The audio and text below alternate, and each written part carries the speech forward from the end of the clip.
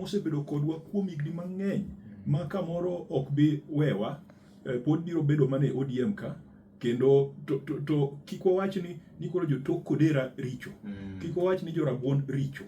Let us deal with the bad leaders magin godo. Ema ni wacho ni siasa en kwano gi namba mikelo. Aparo ni calculations 2027 ni kopo ni William Ruto wa mobilize malong'o modok, taparo ni obong'iewa gi wang' maber, nikech oseng'iewa gi wang' maber kata debed ni nokwamiye kura. To 2032 to bang' William Ruto 2032 ni nikech ok onyal nuore kendo. Ng'ama dhi bedo president 2032? Be odhi bedo ng'at mong'eyo Nyandiwa, mong'eyo Fang'ano, mong'eyo Rusinga, mong'eyo namba Karabok? Mane gima nyaka wapenjre.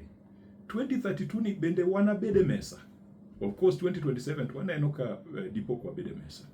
2027 walemo kata ni treasury, dero maduong' mar Kenya obede lwetwa.